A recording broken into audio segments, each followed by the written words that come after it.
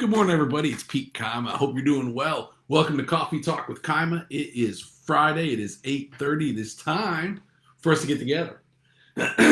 Super excited to be here this morning with you.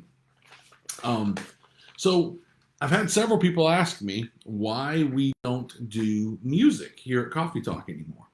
And the real reason is because they started blocking me. All right? Apparently the bots hear the music, and because I don't pay for that music, they won't allow me to play it anymore. That's why you're not getting intro music from me when I play it like that. So that's why. And if you know a workaround around that on a Facebook Live, let me know. I'm happy to bring music back because we've got a list of songs I wanted to play in honor of many of you. But anyhow, that's why we're not playing music in our intro anymore. Yeah, hope you're doing well. I raise my Kima cup to you. Are you drinking coffee this morning? What kind of coffee do you have? You know Kima runs on Dunkin', right? Kima runs on Dunkin'. So I'm showing my age this morning a little bit. Some of you that are my age or close to it may relate to this, right? So when I was younger, we used to have a good time, right? I used to go out and have a good time. I remember waking up from naps at like 9, 10 o'clock at night to go partying at night in college, those kinds of things, right? Last night was a stark reminder that I'm no longer in college. So last night we hosted a really cool event called Brokers and Brews, and I had 4 beers last night, right? Which, for most people, not a big deal. But I'll tell you what, I had a little struggle this morning just getting up after 4 beers. You don't recover the way you once did, but the fact that you have to recover from 4 beers is kind of embarrassing.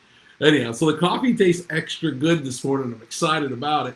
But what a great time last night. So what is Brokers and Brews? If you are at all, listen, it's open to everybody, but the purpose behind it was to have as many different people there as we could get. Whether it be brokers, lenders, attorneys, builders, inspectors, plumbers, electricians, insurance people, et cetera, right? And here's why. Because we're all in this together. In order to serve the client to the highest level we can, we have to build a family and a network around us. And I'm blessed. I've got the best partners in all of those categories. And many of them we've been partners now for 15 years, right? But I'm so lucky to have these partners because that's how a transaction gets done. There's so many moving parts, but when you build a team, when you have a team around you, right? And every agent that's on here right now and every lender that's on here, right, they understand this, that when you network effectively with good people and those people do their job really well, it makes you look like a star. So a lot of the times I get credit for things that so many other people do, and I'm okay with that, by the way.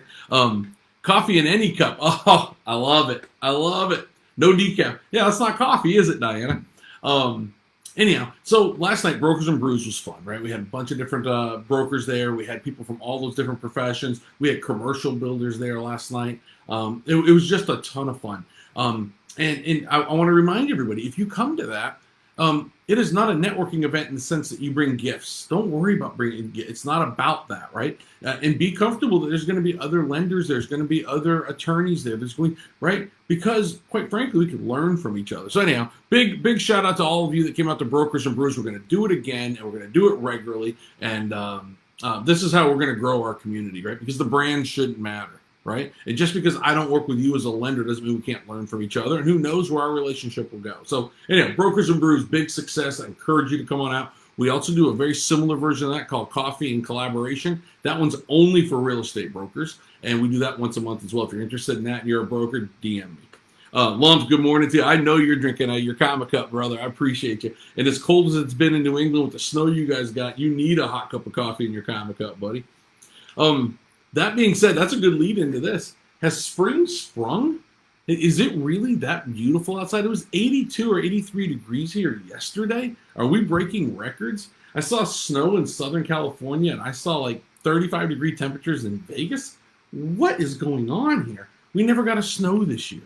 For those of you that are out there, Diane Florio, I'm talking to you, posted your post yesterday, you tagged me in.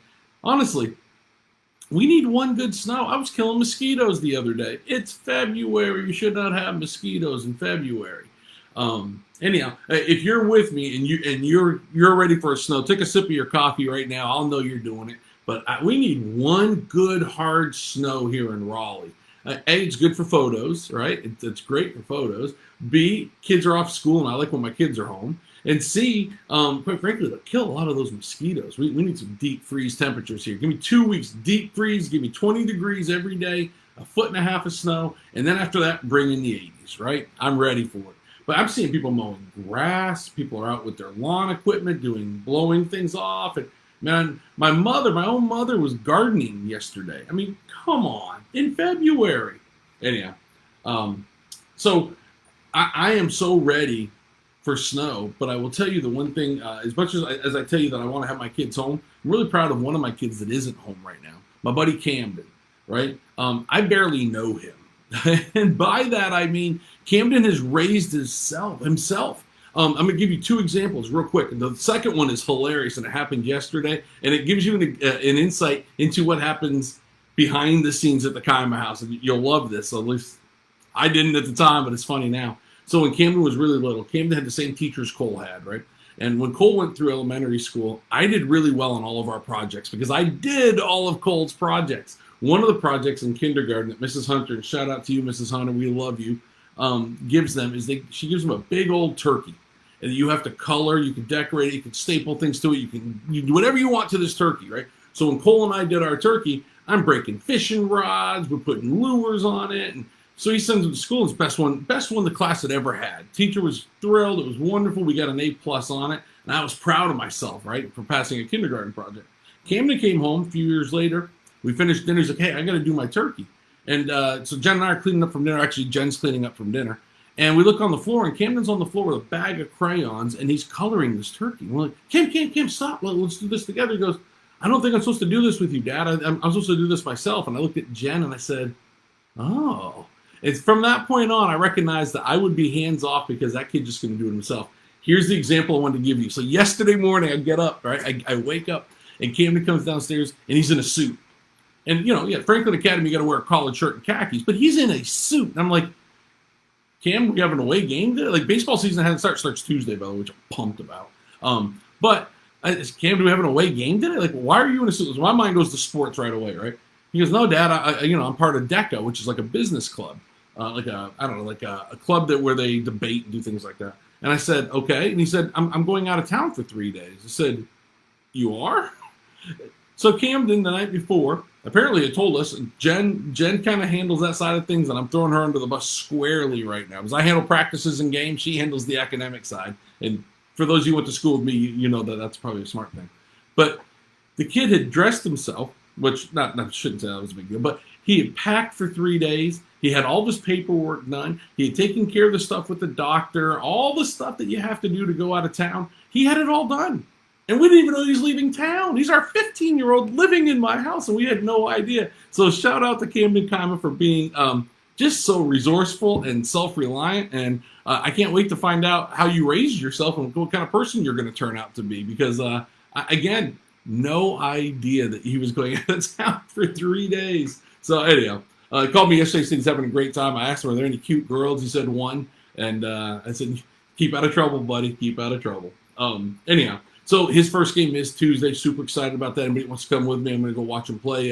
Franklin Academy plays home games at Flaherty Park here in Wake Forest. So we've got a past client event. If you are a past client of ours, and there's so many of you that are on here that are, if you're a past client of ours, on April 1st, we are offering a free family photo day for you. How do you find out about it? Join our private Facebook group just for our past clients who don't know how to do that. DM anybody on the team. We'll get you in the group right away. You should have received an email already. A text message is coming out early next week. But we've got an event where you bring your family. We've got a park. We've got a professional photographer. We've got the Easter Bunny's going to be there. We've got all sorts of fun things happening. But as our gift to you, we want you to come out and get a free family photo for the spring. And so if you don't know about this just yet, feel free to DM me or anybody on the team, and we'll get you in. We'll get you in. So with baseball season getting ready to start, I got to ask you, where's the best stadium food in the country? Where have you been where the food that's where you go to get food? For me, as much as I can't stand the Boston Red Sox, having grown up there, man, there's one peanut vendor my dad and I would hit up with a guy named Craig Rice every time we'd go to the game. And this one peanut vendor would always have and he'd be looking for us. And so we'd get peanuts from him, and they just tasted extra special because the old man that was selling them to us was extra special. But there's nothing better than an Italian sausage dog in Fenway.